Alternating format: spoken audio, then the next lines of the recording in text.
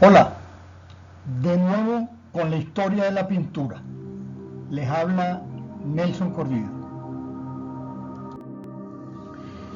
Este es el video número 12. Continuamos con nuestro recorrido cronológico por la historia de la pintura. En el video anterior revisamos el triunfo de la muerte y el entierro del conde de Orgaz. Ahora llegamos al siglo XVII. Comenzaremos con el barroco, con dos obras maestras de Caravaggio: la vocación de San Mateo y la crucifixión de San Pedro.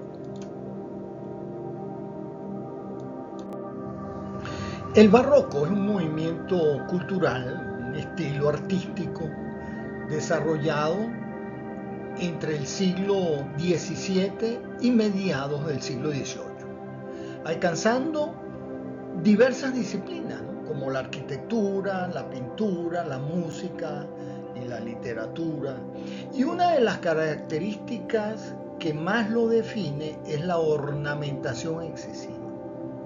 Utiliza colores ricos e intensos, fuertes luces y sombras, y en oposición al arte renacentista, que normalmente mostraba el momento anterior a ocurrir cualquier acontecimiento, los artistas barrocos suelen elegir el punto más dramático, el momento en el que la acción estaba ocurriendo.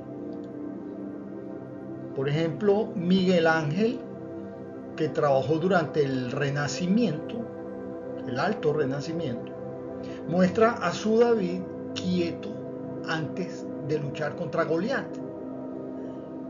En cambio, el David barroco de Bernini es captado en el acto de lanzar la piedra contra el gigante.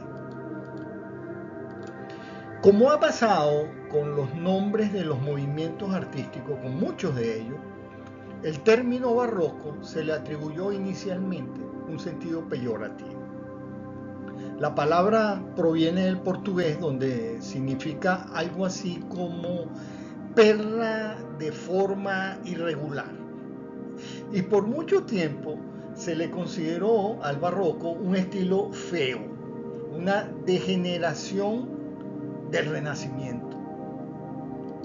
Actualmente es visto como una de las corrientes más bellas e importantes del arte.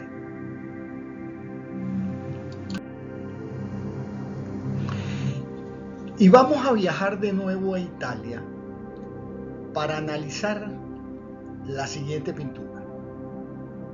Nos situaremos en los alrededores de Milán.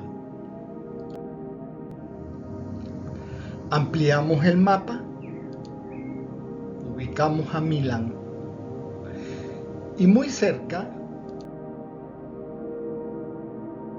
a unos 42 kilómetros al este, encontramos a la pequeña ciudad de Caravaggio. He aquí una vista de la ciudad. En ese lugar nació, en el año 1573, el hoy conocido como Michelangelo Merisi da Caravaggio, o simplemente Caravaggio, como lo nombramos normalmente, ¿no? Su vida estuvo marcada por una lucha entre la luz y la oscuridad. Fue un artista con una capacidad de plasmar la miseria que lo rodeaba a través de personajes que se confundían entre lo pagano y lo profano. Excesos y delincuencia marcaron la vida de Caravaggio, y por eso murió tan joven, en 1610, a la edad de 37 años. Hay un artículo de la revista National Geographic sobre Caravaggio que se titula "El pintor más canalla del barroco". En realidad, vamos a la ciudad de Roma, que es donde está la pintura que nos interesa. Específicamente a la iglesia San Luis de los Franceses, donde se encuentra una de las obras maestras de Caravaggio, La Vocación de San Mateo. En la capilla Contarelli de esta iglesia se encuentran 3 pinturas de Caravaggio: el martirio de San Mateo, la inspiración de San Mateo y la vocación de San Mateo. De esta última es que vamos a hablar a continuación. La vocación de San Mateo es una obra datada de 1601, óleo sobre lienzo. Sus dimensiones es de gran volumen, ¿no? 3 metros 48 de alto por 3 metros 38 de ancho. Caravaggio se inspiró en la Biblia, en el capítulo 9, versículo 9 del libro de Mateo, que dice así: al irse de ahí, Jesús vio a un hombre llamado Mateo, cobrador de impuestos, sentado ante su mesa, y le dijo: ven. Mateo, levantándose, lo siguió. Eso era todo. Ese texto tan breve era lo que tenía el pintor para desarrollar su obra, y logró representar el momento más dramático, justo cuando Mateo escucha a Jesús decir: ven. En la pintura hay 2 planos paralelos. El superior, ocupado solo por una ventana, y el inferior, en el que se representa ese momento preciso en el que Cristo, apuntando a San Mateo, lo llama al apostolado. Un potente haz de luz dorada penetra la estancia desde un foco exterior que queda fuera de la vista del espectador. ¿Y de dónde proviene? Vamos de nuevo a la fotografía anterior para ver de dónde viene ese foco de luz. Retiremos estos textos distractores. Y ahora podemos observar que la pintura recibe un haz de luz natural que proviene del ventanal de la parte superior de la capilla. Caravaggio consideró las condiciones arquitectónicas del lugar donde reposaría su cuadro y las aprovechó.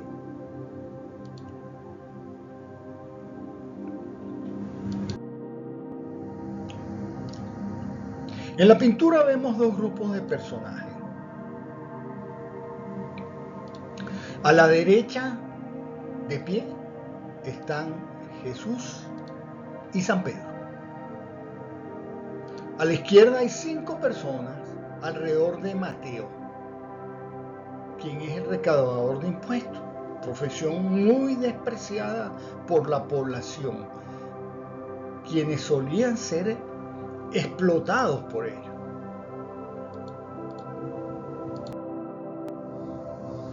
Observen la vestimenta de Jesús y San Pedro. Visten a la antigua respecto a la época en que fue pintado el cuadro, es decir, como se vestía 1600 años antes. Pero Mateo y sus acompañantes están vestidos como personajes contemporáneos de Caravaggio. Esto es genial, es como un espejo que le decía al espectador que esa escena ocurría hoy, en ese momento. Es como si hoy, en pleno siglo XXI, esos personajes vistieran con traje y corbata o con jeans. Es como decirle al observador que Jesús de hace 1600 años entra en la vida cotidiana de quien hoy se puede reconocer en esa fotografía. Entre los 2 grupos hay un área oscura, símbolo de la separación entre la vida material de Mateo, para quien solo hay deudores o dinero, y la vida espiritual de Jesús. El puente que enlaza esta separación es la mano extendida de Jesús. Esa mano está imitando otra mano muy famosa de un fresco que pintara otro artista con el mismo nombre, Miguel Ángel, pero Miguel Ángel Buonarroti, en la Capilla Sixtina unos años antes. La creación de Adán. Este fresco lo analizamos en el video 8. Si no lo has visto, te dejaré un enlace al final de este video. En la creación de Adán, Dios Padre extiende la mano y casi toca el dedo de Adán, y en ese acto le da la vida. En la pintura que estamos analizando de Caravaggio, la mano de Jesús está debajo de la cruz de la ventana. Vamos a analizar un poquito más esa mano. Si giramos 180 grados la creación de Adán, vemos algo muy interesante. Resulta que la mano que imita Caravaggio no es la de Dios, sino la de Adán. De manera que Dios no llama a Mateo desde las nubes, desde lo abstracto, sino que lo llama desde la fragilidad humana de otro hombre, de Adán.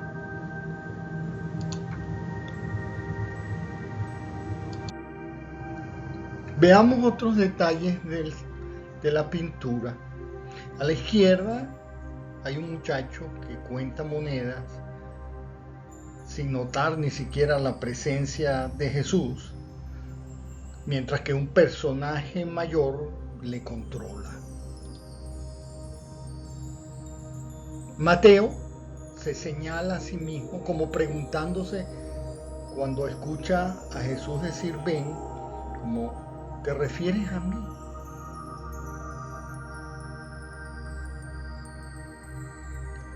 Caravaggio es el mejor ejemplo de la corriente tenebrista, que se caracteriza por el violento contraste de luces y sombras mediante una forzada iluminación, y también de la corriente naturalista. Cuando alguien se refiere a un artista naturalista, no se está refiriendo a un artista que elige temas de la naturaleza, las montañas, un bosque, un arroyo o un atardecer, sino algo muy diferente. Su tema es el ser humano mostrado al natural, en circunstancias reales, con sus bellezas y también con sus fealdades, sin rehuir a lo que pudiera resultar desagradable.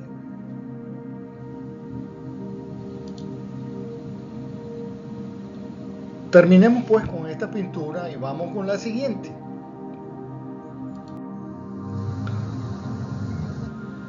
De nuevo tenemos el plano del centro de Roma.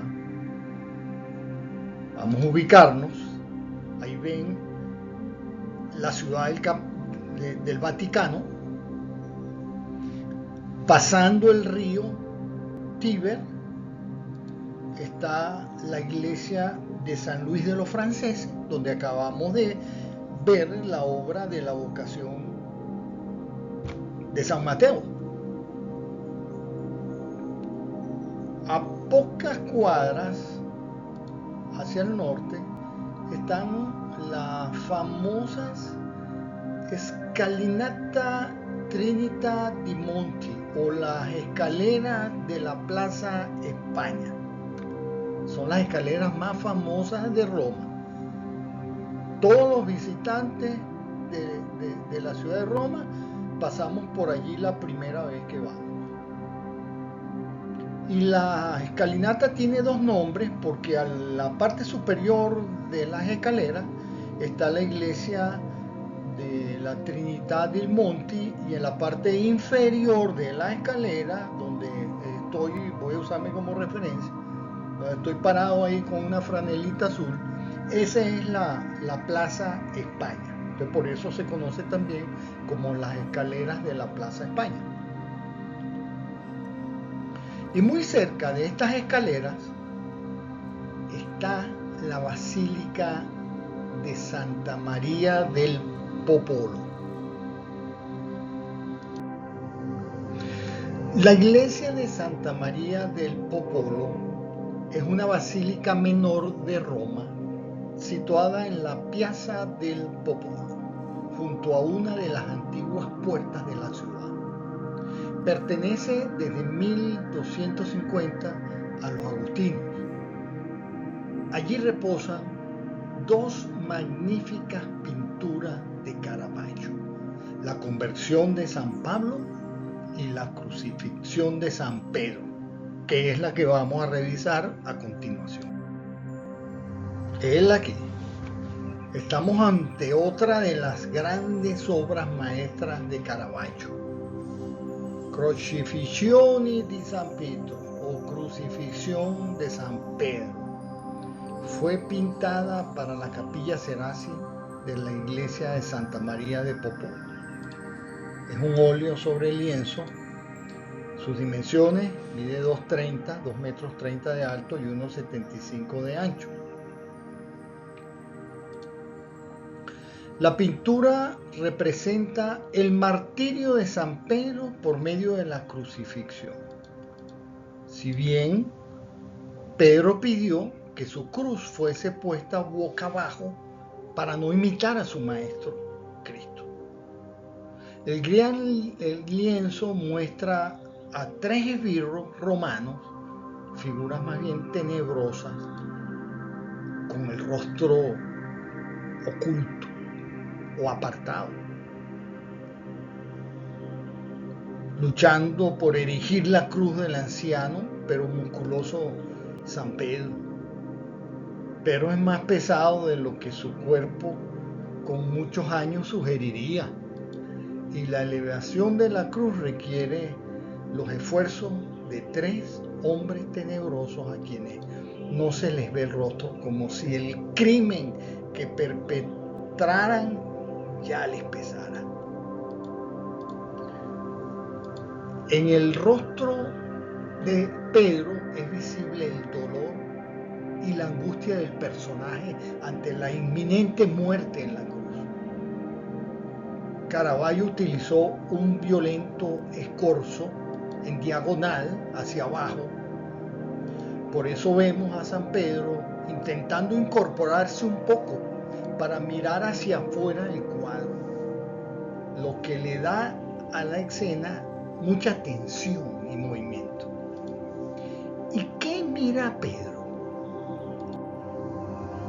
Para comprender la dirección de la mirada de Pedro, debemos conocer la ubicación en la Capilla Serazzi, y entonces nos damos cuenta de que está mirando el altar iluminado.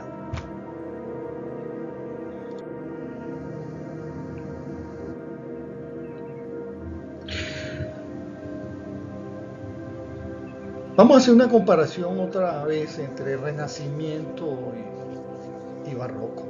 Fíjense en esta obra de Perugino, una obra renacentista, la entrega de las llaves a San Pedro, de 1482. La obra está llena de líneas horizontales y verticales, lo cual genera mucha quietud. Mientras que la obra que estamos analizando, la Crucifixión de San Pedro, barroca, el eje compositivo del lienzo tiene forma de X o de aspas. formada, de una X formada por San Pedro y el romano que sujeta los pies del madero en contraposición con las otras dos figuras que se afanan por alzar la cruz. Pero además, la presencia de la diagonal abunda, que es característico del barroco, lo cual genera mucho movimiento y tensión.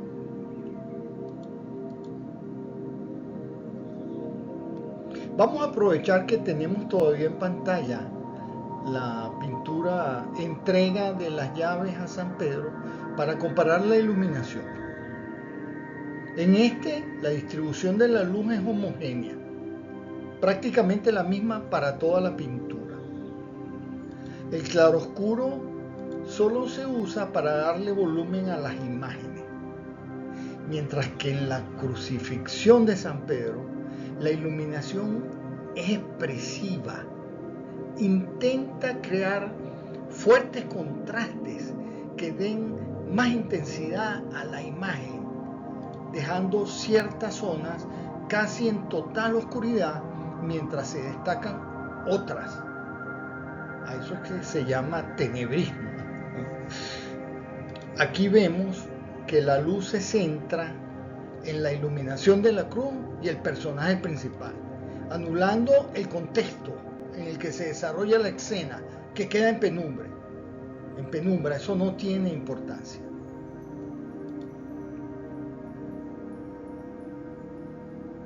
Bueno, dejemos ya la crucifixión de San Pedro y vamos a analizar otra obra de Caravaggio. Vamos a analizar la Cena de Maús, pero eso será en el próximo video, la historia de la pintura número 13. Y además en ese video revisaremos el éxtasis de la Magdalena, una de las pinturas perdidas de Caravaggio, reencontrada recientemente en una colección privada.